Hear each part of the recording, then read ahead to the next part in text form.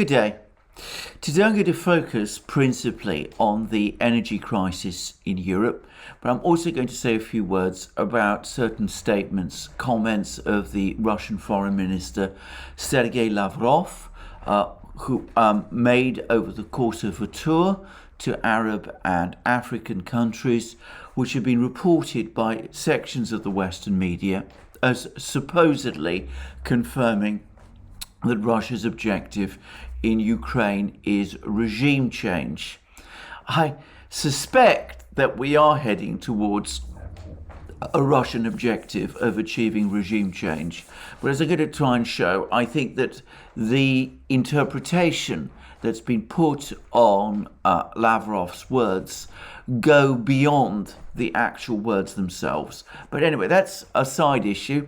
Let's first of all do what I always do when I start these programs, which is look at a general overview of the situation in Ukraine. And the first thing to say is that there are now clearly three fronts to this war. The main front, which is in Donbass, where the Russians have made significant progress over the last couple of hours with the confirmed capture of the Uglegorsk thermal power station and with further advances on the line of defense between that shields the main concentration of Ukrainian troops in Donbass, in Slavyansk and Kramatorsk. The second is Kherson region, where there have also been some important developments with more Ukrainian missile strikes on the Antonovsky Bridge in Kherson and on the railway bridge on the dam. And the third, which I'm not going to touch on in any detail, is in and around Kharkiv, where the Ukrainian counteroffensive of May has been, so far as I can see, completely reversed, but with the Russians and the Ukrainians now basically digging in and waiting for the outcome of the fighting on the other fronts. I'm going to speak first about the situation in Donbass because despite what you may be hearing at the moment, that is where far and away the main fighting is happening. And here I think it's probably fair to say that we are looking at an increasingly dark picture for the Ukrainians. Now, there's been various sources which have provided summaries of events. The main source for most people, correctly in my opinion, is the Military Summary channel, but there's lots of Russian and Ukrainian blogs, mainly which you can access via Telegram and on other places, and they give you a good overview of what's going on in Donbass. And it seems to me that the pattern is very like what we've seen in the past. And what happens basically is that the Russians reach a fortified line. They hammer away at various parts of the fortified line, the Ukrainian fortified line, to discover which is the weakest point. Sometimes they make attempts at advances in one place or another. So, for example, if you recall, months ago, there was that Russian attempt to cross the Severesque Donetsk river to carry out a contested river crossing of the Severesque Donetsk river, which was then thrown back. But eventually, all this Russian pressure found the point of weakness in the Ukrainian defenses, which is the town of Popasnaya. Popasnaya fell, and the result was an unraveling, a progressive unraveling of the Ukrainian position in northern Donbass, leading eventually to the capture of the Severodonetsk-Lysychansk conurbation and the driving out of Ukrainian forces from the entirety of Lugansk region. And we've seen the same thing happen over the last couple of days in these battles now in northern Donetsk region. So there's Russian forces advancing south from ETHEREUM, and they've been held up by Ukrainian entrenchments in a forested area south of Izium and north of Slavyansk, which the Russians call Sherwood Forest, which is quite a curious name to pick, but there we go. It shows, by the way, that the Russians have some familiarity with English folk stories and Robin Hood stories and all that. But anyway, the Sherwood Forest area. Then there was Russian attacks on Severesque, and it seemed for a time that Severesque was about to fall, but the Ukrainians actually pulled back, built up artillery positions on certain heights near Severesque, which command the area over Severesque, and the Russian advance on Severesque was then stopped, and then the Russians instead focused on advances further south near this Uglegorsk thermal power station, in the villages and towns around it. The Uglegorsk power station was a center of Ukrainian resistance in this part of Donbass, and it has now been captured very rapidly, by the way, by the Russians. I say the Russians, though it seems that the main fighting in this area is actually being carried out by Russian volunteers or mercenaries fighting under the aegis of the Wagner organization, which I will come to in a short time. But anyway, the key point is that the thermal power station, the Uglegorsk thermal power station, has been captured. It's been confirmed that various other small towns and settlements around it have also been captured. That now exposes the main Ukrainian positions in this part of Donbass, in a town called Bakhmut, which the Ukrainians called Bakhmut. The Russians still call it by its old Soviet name, Artyomivsk. This area is now, this town is now subject to a possible advance by the Russians from the south, and it looks as if there's also a simultaneous advance on the northern suburb of this town. I'm going to call it Bakhmut, the northern suburb, which is Soledar. And there's some reports this morning that the Russians are in the process of storming Soledar. This is unconfirmed, by the way. And I've also heard that the area south of Bakhmut, which is now falling under Russian control, is on heights.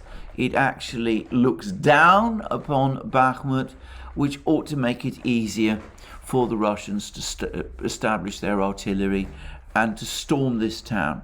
Now, if Bakhmut falls, if the defense line from Seversky through Soledar to Bakhmut collapses, then presumably those Ukrainian troops who are fighting the Russians in Sherwood Forest would have to withdraw or face encirclement, and that will leave open for the Russians the final culminating battle in Donbass, for the battle for the two towns, the twin towns of Slavyansk and Kramatorsk. And as I discussed yesterday, there's an official of the Donetsk People's Republic who, in light of these latest Russian advances, now predicts that the whole of Donetsk region will be freed of Ukrainian presence by the end of August at the latest. And on the present trajectory of events, that seems reasonable, though one has to be very careful about saying whether or not that is indeed what is going to happen. Anyway, it's important to say that this is where actual battles are happening, where Ukraine and Russia are slugging it out and are fighting each other, where Ukraine certainly is taking the heaviest casualties. Now, that brings me to the topic of the Wagner organization. And this is a very strange organization. The Russians routinely say that this is a private company, that it's got no connection to the Russian Ministry of Defense or to the Russian government. and that the people who fight in it are essentially mercenaries, soldiers for hire, Russian soldiers for hire. I've never been fully convinced by the story, to put it mildly, and I think the war in Ukraine has essentially exploded that particular myth. It seems to me that it's absolutely clear that the Wagner organization is indeed an instrument of Russian foreign and military policy. So when Wagner operatives turn up, as they recently have, in West Africa, in Mali, for example, they are there because there's been a political decision in Moscow to send them there. And it's clear that the Wagner organization has played a very significant role in the fighting in Donbass.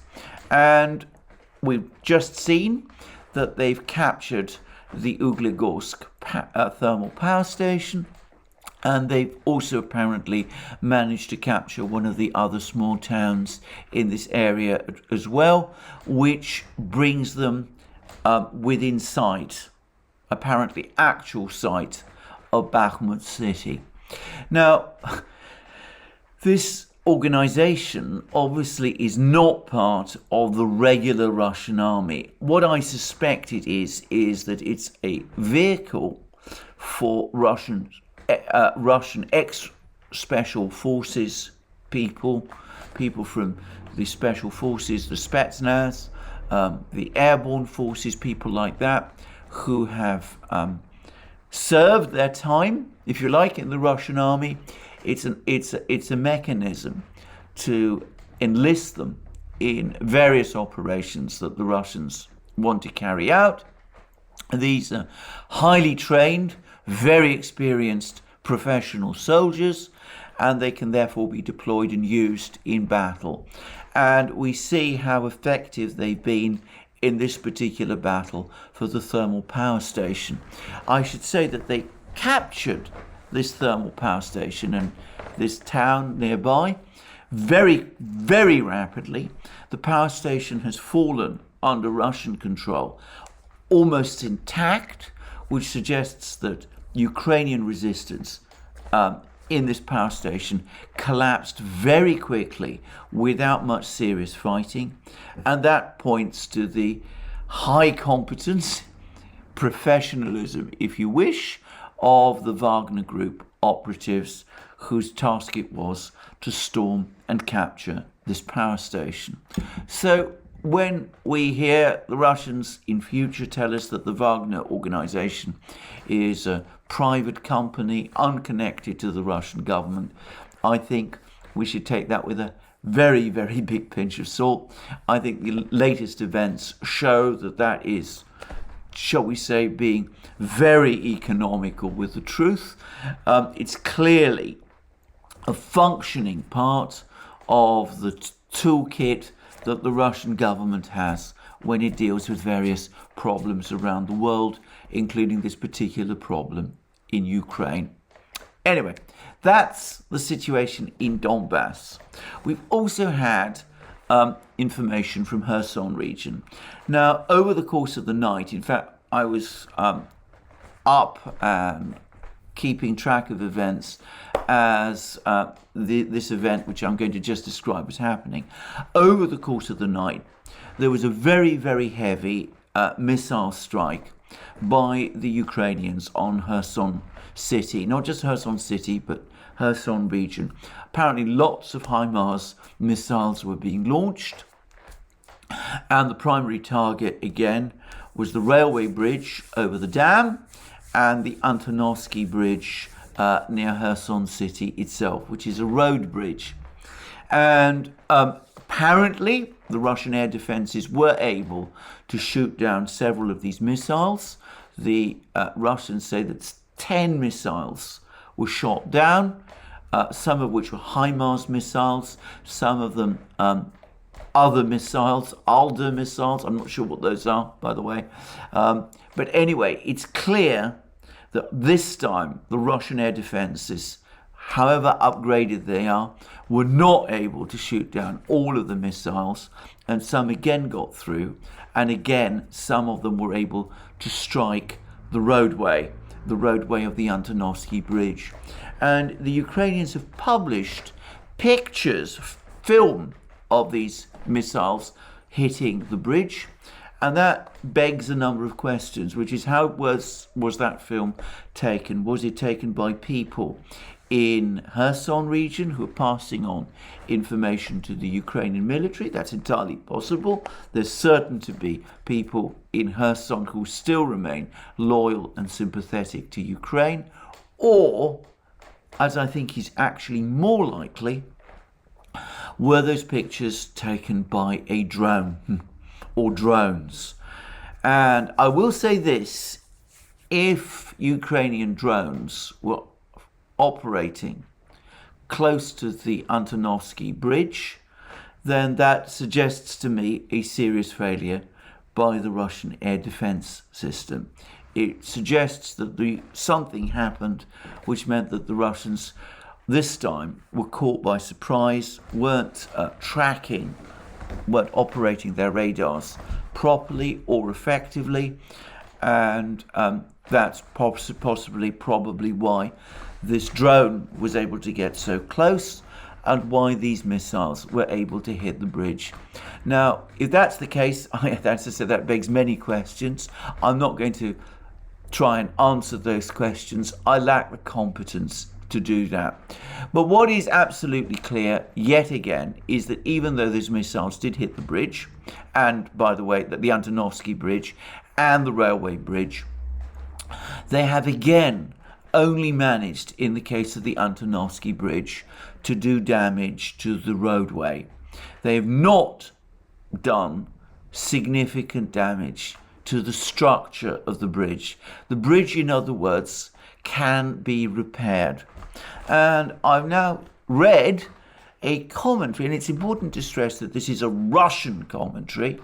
Therefore, it must be taken with a certain pinch of salt, but the Russian commentary makes points which basically correspond with points that I made previously, which is that these Ukrainian missile strikes can only do superficial damage to the railway bridge, easily repaired. The dam upon which it's built is extremely strong.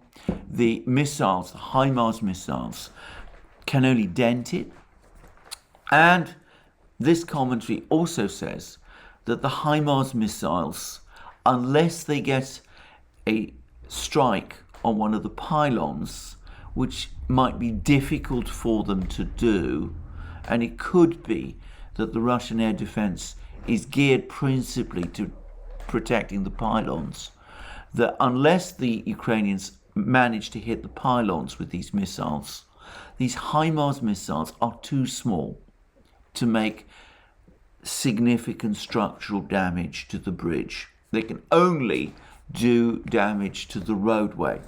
And in fact, the Russians have suggested that even if a HIMARS missile of the kind that Ukraine currently has were able to hit one of the pylons, it would not in itself probably be enough to do significant damage to the pylon and to the bridge. Now, that, I stress, is a Russian view. I can't confirm it. I'm not a structural engineer. All I would say is that my own experience, or rather the information I had from people in the construction industry, was that actually blowing up bridges is far from being a straightforward thing. It's much more difficult to do than many people imagine. And this claim appears to be consistent with that. Now, one way or the other, though, one has to say that the missiles did get through. The bridge, the Antonovsky Bridge, is closed. The railway bridge has apparently already been repaired and has not been closed. But we've had a number of statements about the current situation from the deputy administrator, the Russian deputy administrator of Kherson region.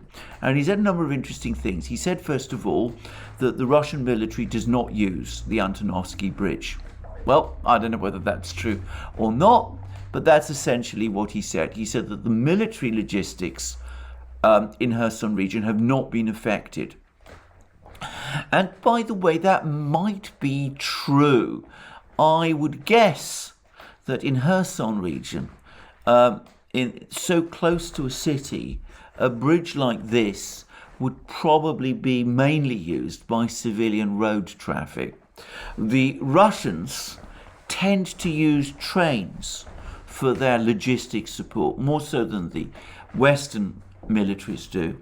And I would guess that the major logistical route for the Russian military would be the railway bridge rather than the Antonovsky bridge. But anyway, for what it's worth, this official said that the Antonovsky bridge had only suffered damage to the roadway. It's been closed to traffic for the moment. He didn't say whether or not it would be repaired. Perhaps it will be, perhaps it won't. Depends, I suppose, on whether the Russians do manage eventually to develop an air defense system that can protect it. But anyway, he said that alternative routes for civilian vehicle traffic have already been set up. And from what I can understand, that is the roadway alongside the railway bridge on the dam, and that the Russians are in the process also of building pontoon bridges for civilian traffic across the Dnieper River. Pontoon bridges being presumably more difficult to damage or destroy, or perhaps more easy to repair than a bridge like the Antonovsky bridge. That might be, I would have thought, a rather complicated undertaking. The Dnieper River in this part of Ukraine is pretty wide, so if the Russians do build a pontoon bridge, it will be a very, very large structure indeed, and presumably the Ukrainians would try to interfere with its construction. But anyway, there we go. That is what this official has said. And coming back to some of the commentaries that I've been hearing from Russian officials, which you can take seriously or not, as the case may be, the suggestions that have been made is that the attacks on the Antonovsky bridge on the part of the Ukrainians are more psychological than intended to seriously impede Russian logistics. The Ukrainians know perfectly well that it is the railway bridge which is essentially beyond their ability to damage, which is the really important bridge, and that the Antonovsky bridge is being attacked principally for the psychological effect this has on the people of Kherson. It really does make them think that the Ukrainian military is on its way. Well, that brings me to the question, is the Ukrainian military indeed on its way? Well, over the last couple of days, we've heard there's been some reports, very sketchy reports, of a small Ukrainian advance, a limited Ukrainian advance, up to the Ingulets River, and of an attempt on reaching the Ingulets River to create pontoon bridges across the Ingulets River for some sort of further advance towards Kherson. Well, that was a couple of days ago, and we've not heard much more, except that there are Russian reports that this advance by the Ukrainians in this area has been thrown back. Again, I can't say whether or not that is true, but that's what these reports are suggesting. And it's also been suggested, again, I can't confirm these reports one way or the other, but it's been suggested, this time by the Russian Ministry of Defense, that Russian missile strikes, which are of an order of magnitude more powerful than the missile strikes the Ukrainians are launching against the Antonovsky bridge, that these Russian missile strikes are doing very, very heavy damage to the Ukrainian military units in this area and are rapidly depleting the Ukrainian forces that have been earmarked for whatever offensive the Ukrainians might be planning in this part of Ukraine towards Kherson region. Well, I don't know whether that is true or not. I remain of the view that Ukraine has to launch some kind of offensive at some point in Kherson region, or the credibility of the Zelensky government would simply collapse. But it may be that the Ukrainians are indeed running into problems. And there's some indications that this is so. Firstly, a American congressional delegation, which has just been to Kiev and has met Zelensky, including several senators. One of those senators apparently said that Zelensky feels that he is slowly losing the war. And apparently another Ukrainian official said that Ukraine only has between 3 and 6 weeks to turn things round on the battlefields. There's also been reports that the Ukrainian Defense Minister Reznikov, in a telephone call with General Austin, the US Defense Secretary, has pleaded for more weapons deliveries, and the congressional delegation that met with Zelensky says that the Ukrainians are now asking for a total of 30 HIMARS systems to be supplied to them now, and that they still are pressing for the long-range 300-kilometer, much more powerful missile that goes with the HIMARS system, which up to now they have not been supplied with, and that they also want advanced US drones, attack drones, which they believe will be somehow in some way more effective than the Bayraktar drones that they are buying from Turkey. And Austin said to Reznikov that the United States is doing everything that it can. Now, apparently, Ukraine actually asked for more than 30 HIMARS, but that's the number that the congressional delegation said was the maximum number that the United States could supply. So we are, it seems to me, likely to see a lot more HIMARS systems, and it's likely also that more of them are going to be committed to launching this offensive in Kherson region. I've also seen, by the way, reports that the Ukrainians are finding it difficult to put together a trained force to advance on Kherson. That most of the Ukrainian troops that have been deployed in this area consist of a hodgepodge of some of the more battle-hardened units, Ukrainian military units withdrawn from the Donbass, together with some very, very green units, basically border guards and such people put together in military units drawn from the Belarus border and sent south to supplement this force that's supposed to attack Kherson region. And there's apparently some sort of debate underway that this force isn't strong enough for such an offensive, and that a lot more training and re-equipping of the current force in Kherson region is required. Well, I don't know whether or not this is true, but if it is true, then I have to say that 3 to 6 weeks provides an impossibly short time window if what that Ukrainian official is supposed to have said about the time window that Ukraine still has to turn things round is true. It's important to say at the moment that the actual important military advances are being carried out by the Russians in Donbass, not by the Ukrainians in southwest Ukraine. The Ukrainians have been able to launch missiles which have done damage to these bridges, and it seems that they made a small advance, so apparently not over heavily contested territory, up to the Ingulets River.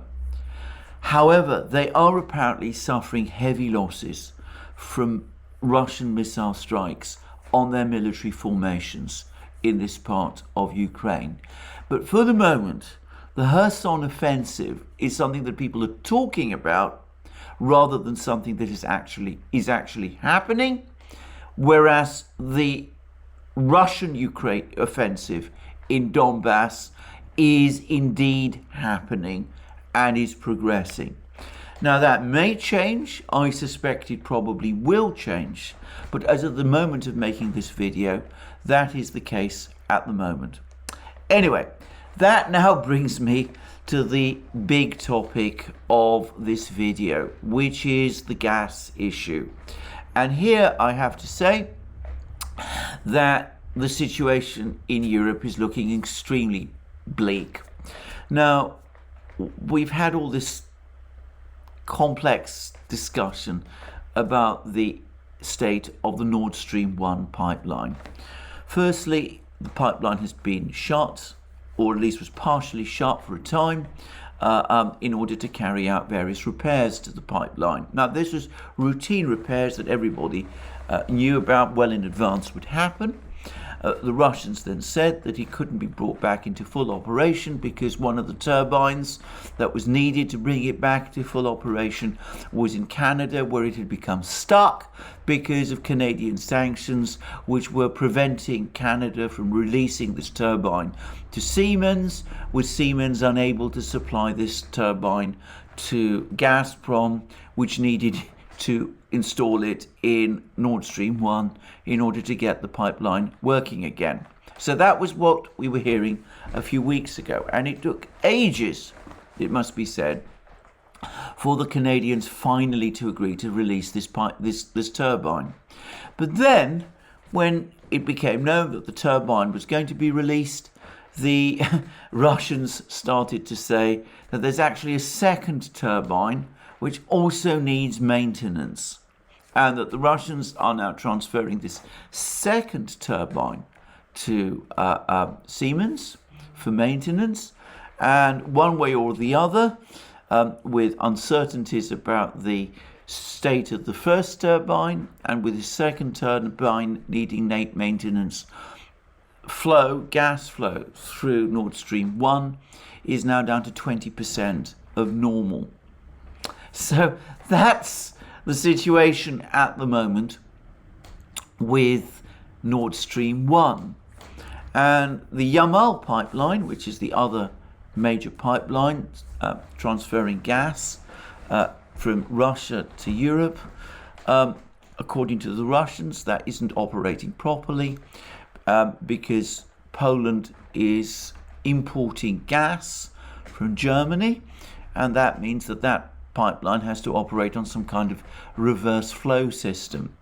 And the Russians also say that it's not possible to increase supplies of gas via Ukraine because the Ukrainians have closed one of the pipelines through Ukraine, and that's reduced the flow of gas through Ukraine as well. So one way or the other, supplies of gas to Europe from Russia are falling. Now, I've just set out what the Russian explanations are. Most people, and myself included, are very cynical about them. And Bloomberg has said that there's actually been a political decision in the Kremlin to reduce pipeline flows to Europe until and unless sanctions are lifted. That may be true, that may not be true. It seems completely plausible to me, and I think, I'm going to say it straightforwardly, I think it probably is true. But the effect of this is that gas flows to Europe are now running at a trickle from Russia. Europe still does, of course, get gas from other sources. It gets gas from Algeria. It gets gas through the Turk Stream pipeline that comes from the south, which originates in Russia. It's also getting liquefied natural gas from various other sources from the United States, from Qatar. But it's absolutely clear now, it's become completely clear that these alternative sources are unable to replace Russian pipeline gas. So, shortly before I made this program, I was reading reports that the cost of gas in the European Union is now running at $2,300 per million cubic meters, which is an astonishingly high number, especially at this time of year. But that's the situation with gas flow to Europe at the moment. And what it means is that not enough gas is arriving in Europe to fill the underground gas reserves, especially those in Germany. Now, the German economics minister, Robert Habeck, was telling everybody back in March that Germany would have no problem, be able to build up its reserves of gas by the autumn, and that he'd found all kinds of alternative supplies, and that come the autumn, Germany would no longer be dependent on Russian gas supplies. And I was intensely skeptical about these claims that Robert Habeck was making. It was striking that, in fact, the Germans were actually increasing their purchases of Russian gas through March.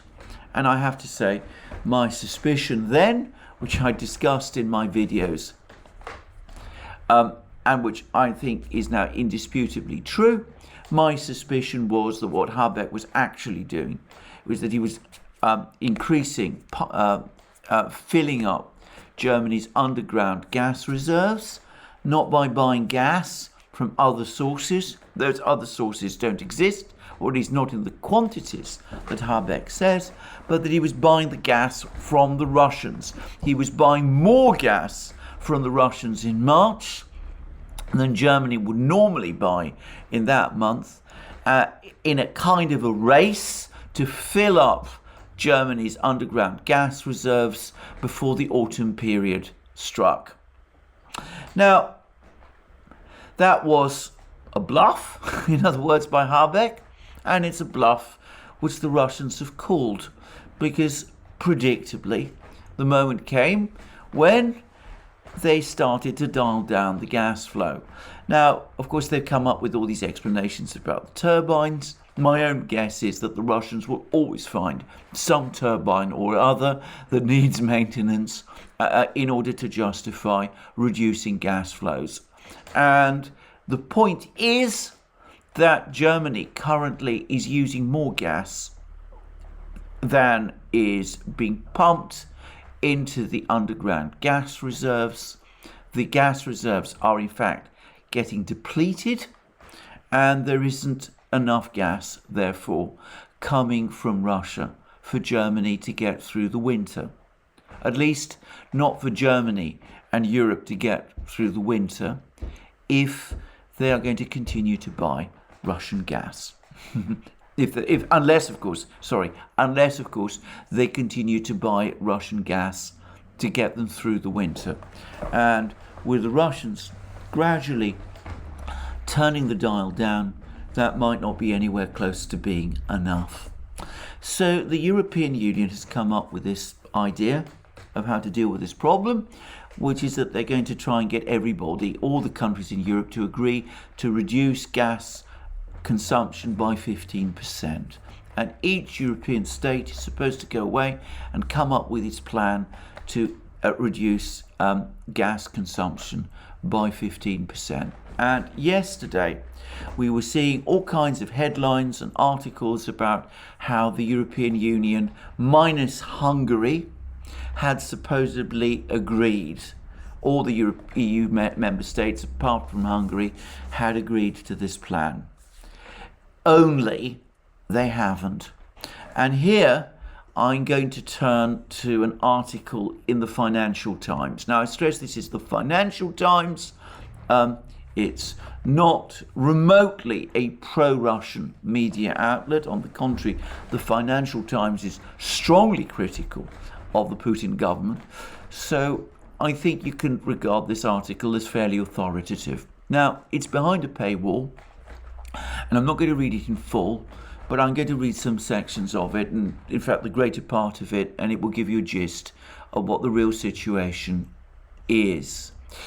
And it says that a pack of devils lie in the details of the Gas Reduction Pact signed off by EU energy ministers yesterday, which some diplomats see as a dry run for even harder negotiations this autumn. In other words, this isn't an agreement, it's just people coming together saying, this is what we're all going to try and do, but we haven't yet come up with any real plan. It's just, if you like, a statement of intention. And then it goes on, the Financial Times article then goes on to say this. First off, the headline 15% reduction target, which equates to 45 billion cubic meters of gas or 6 weeks worth of consumption, according to last winter's usage, could end up being riddled with holes. Exemptions exist for island nations, countries who have limited interconnection to the wider EU grid, countries whose electricity grid is linked to Russia's, and countries who have already hit gas storage targets. Analysts reckon that if all the exemptions are employed, it could result in a reduction of only 33 billion cubic meters. Even this figure is hard to pin down, as the carve-outs are a little vague, as one put it.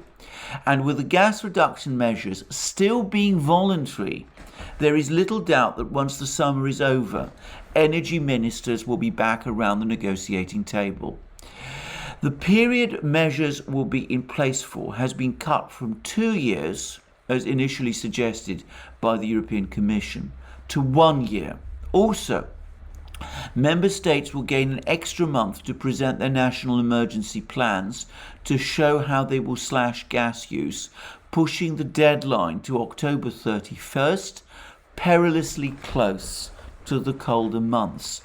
The overall effect is that when things get tough in Germany, the rest of Europe is looking less willing to help out than all the overtures of solidarity trumpeted yesterday would suggest.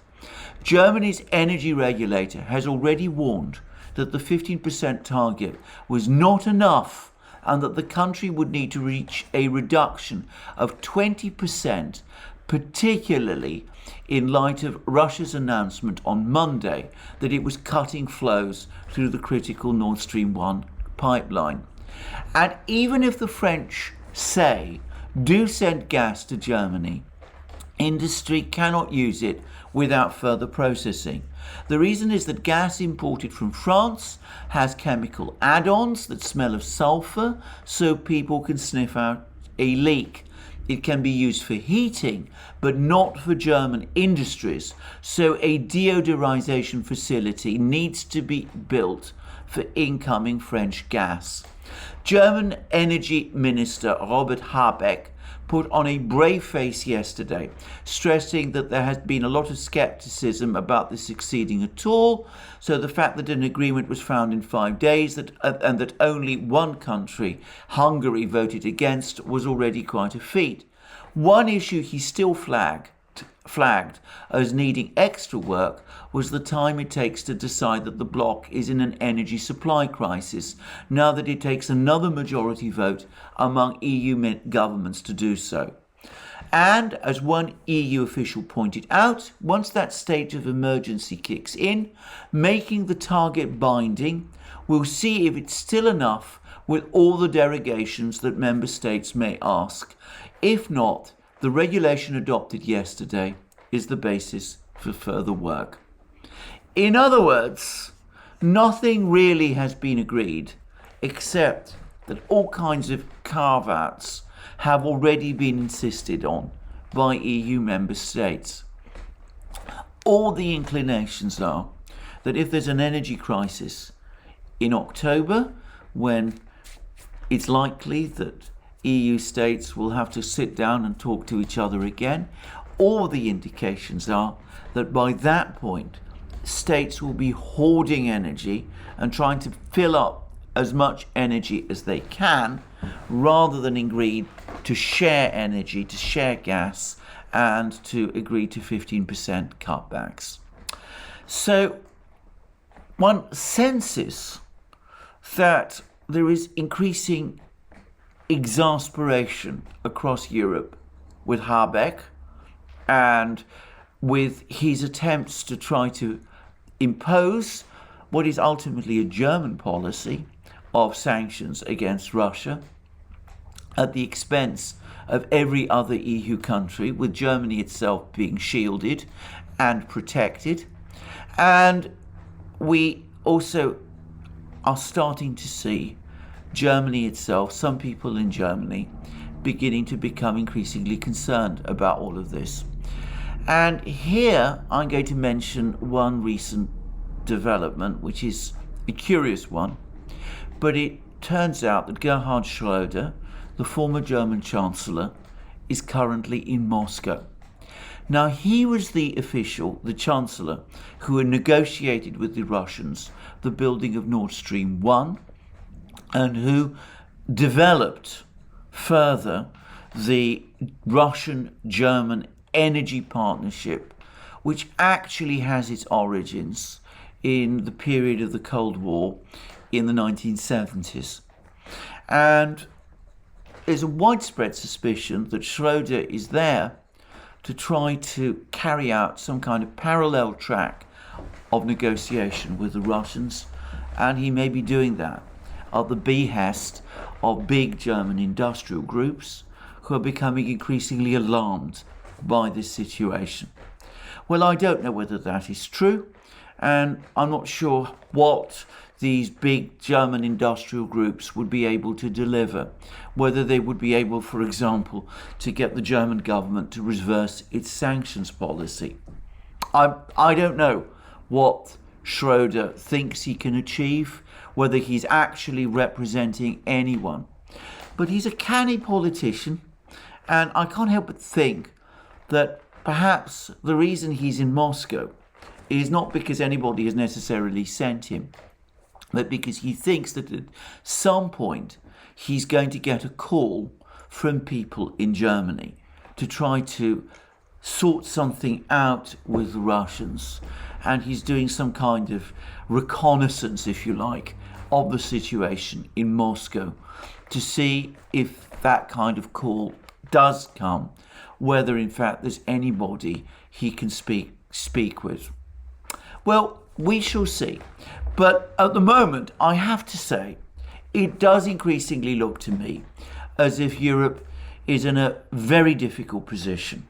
They're finding themselves in a situation where energy policy is going hideously wrong.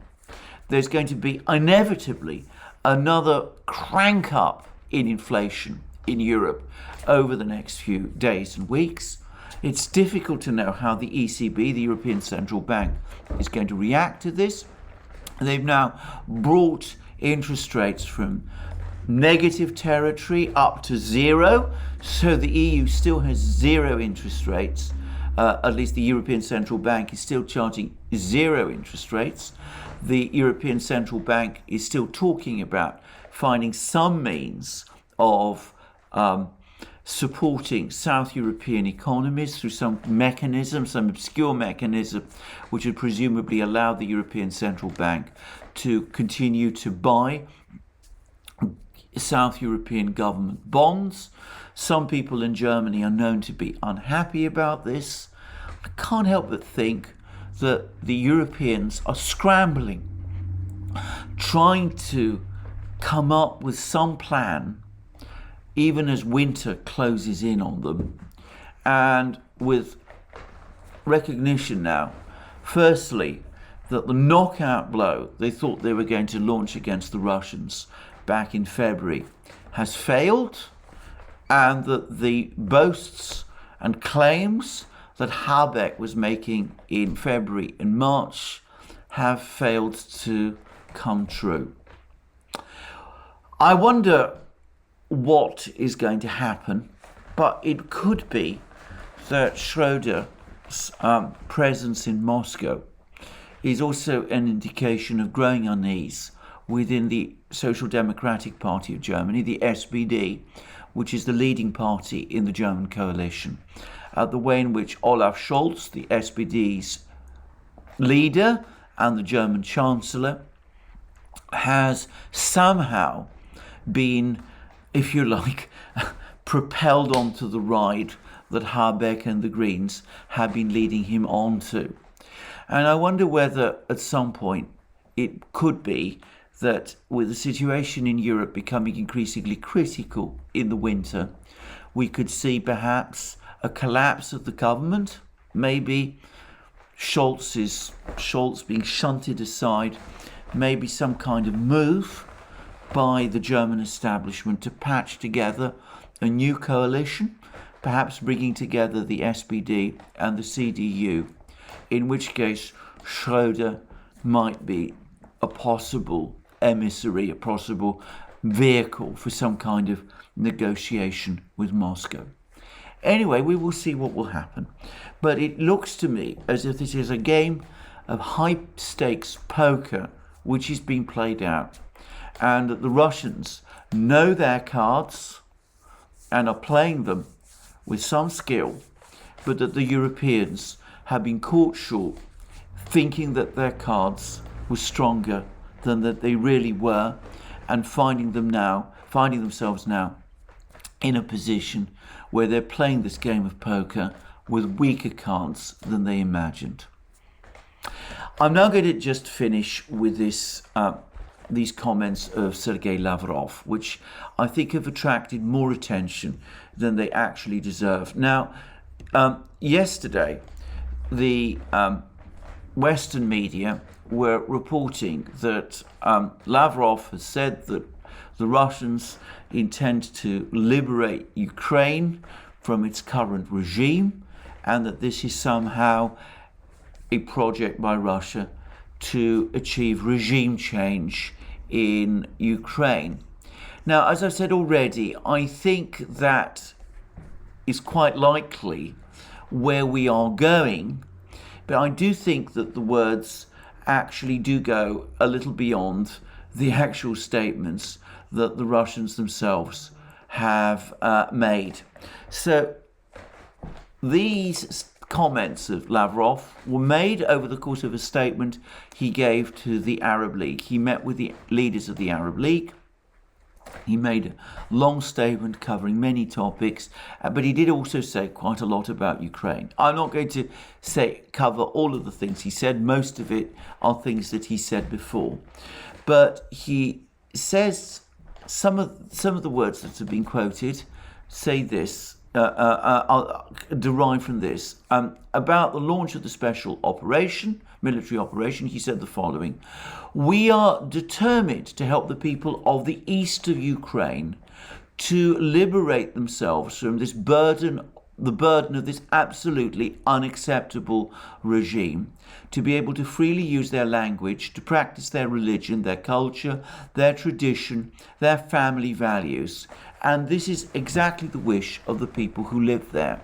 You only need to go to those territories and see how they feel on the territories not controlled by the Ukrainian government. By the way, we have invited all foreign journalists to go there and see for themselves, to be able to learn the truth. There is not very enthusiastic response from the key media outlets. Some people admit to us privately that their governments categorically prohibit them from going there. So what he's saying is that the special military operation was launched to protect the rights of Eastern Russian-speaking Ukrainians, people who were opposed to the Maidan coup, into which of 2014, as Lavrov describes it, into which he goes into great detail, and who felt that they were suffering from the discriminatory policies of the current Ukrainian government. So when Lavrov says that he was seeking to liberate, he was talking specifically about liberate people in Ukraine. He was talking specifically about these Russian speakers. But then he did go on to say this about Ukraine as a whole. We are sorry for the Ukrainian people who deserve much better.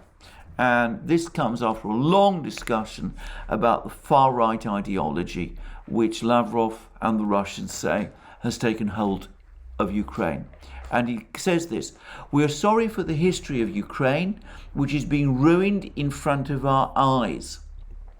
And we are sorry for those who yielded to the state propaganda by the Kiev regime and its Western supporters, trying to make sure that Ukraine becomes the eternal enemy of Russia. This would not prevail. This would not succeed. Russian and Ukrainian people will continue to live together. We will certainly help Ukrainian people to get rid of the regime, which is absolutely anti-people and anti-historical, if you wish. It is on a very wrong side of history, a side of history which was accused at the Nuremberg tribunal forever.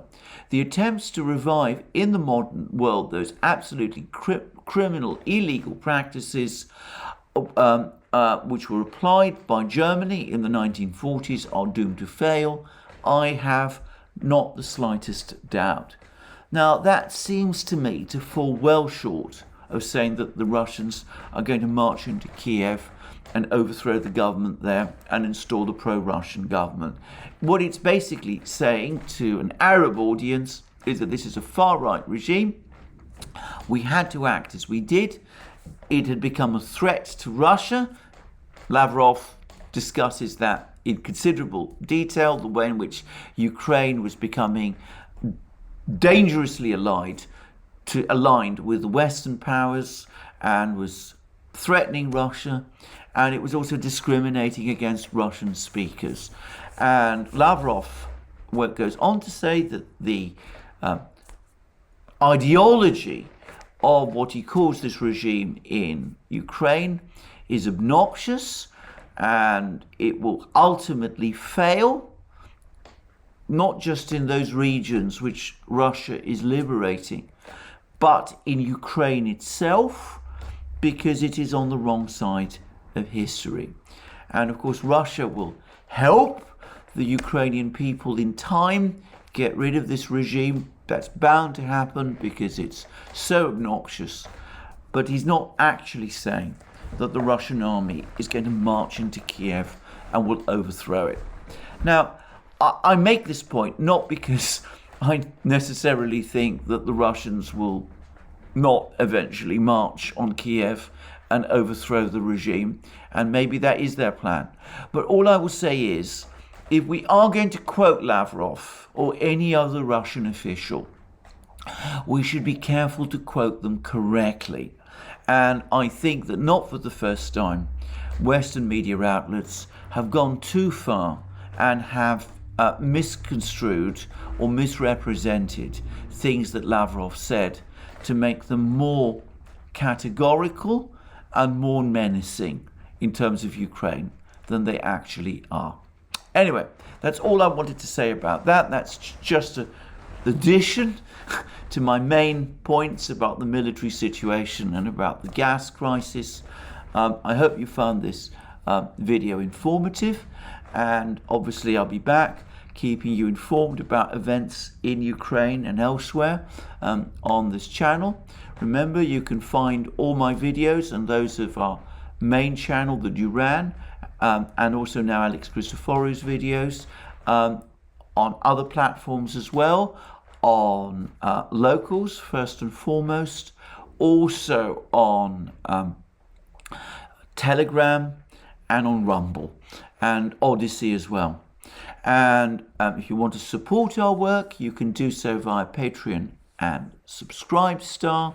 And of course, you don't forget to check out our shop and see the amazing things that you will find there: our magic mugs, our hats, our hoodies, our sweet sweatshirts, our t-shirts, all those great things.